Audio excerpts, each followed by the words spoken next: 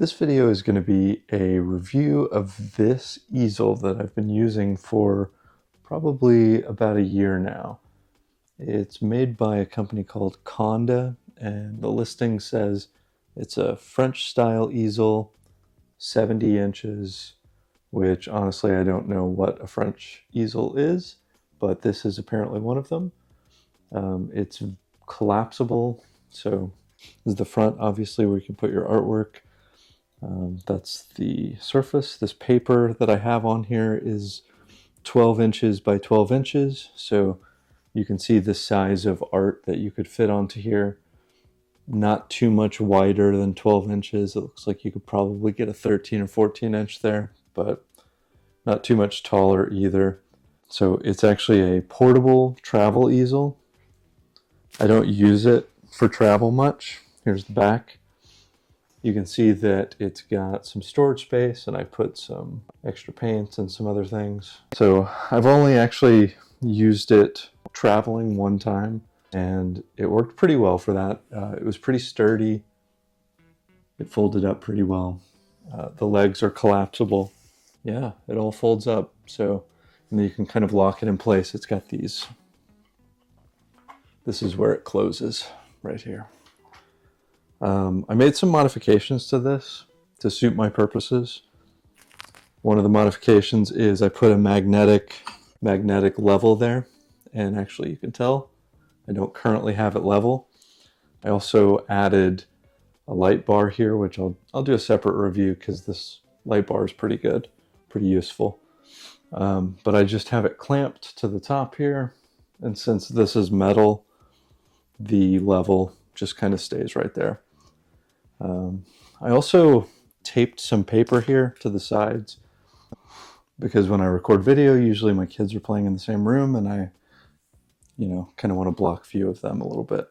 You can also pull out this drawer a little bit, not all the way though, and usually I'll put a little thing with linseed oil here, maybe a couple of little extra containers.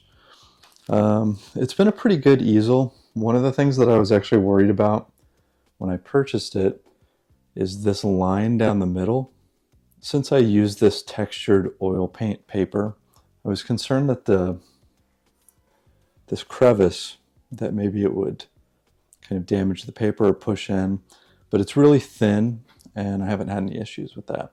When I was looking at these easels, similar easels, some of them actually had a bump here instead of a crevice, which I thought was interesting. I knew that wouldn't work for me though. Maybe it works better for canvas. But overall, it's been good. Like I said, I've had it for about a year, and I use it to paint pretty much every weekend, so it's been good. My main complaint with this though is these legs. So the locking mechanism, you can see it's just got this thing,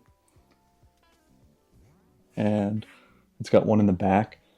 It's not super stable, so I haven't really had it fall on its own or anything, but certainly it cannot withstand a lot of kicking, and sometimes I've found that this slips a bit, like this will not fully lock and the position will slip. So just kind of a long-term use thing that's not been ideal, but otherwise the easel has been really good. I was tempted later on to try to upgrade to something bigger, but I don't usually paint any bigger than this size, so I thought, well, if this is working for me, then there's probably not a real need to upgrade. I think if I have more issues with the legs, as far as this locking mechanism, that's the only part of this easel that I'm not super confident is going to stand up. Once we start looking at years that I've been using it, if it's going to keep standing up. So we'll see, but otherwise I've been pretty happy with the modifications that I've made to it. So if you're in the market for an easel, this is a pretty solid one. Not really any substantial complaints, so thumbs up. Thanks for watching the video. Hope to see you for the next one.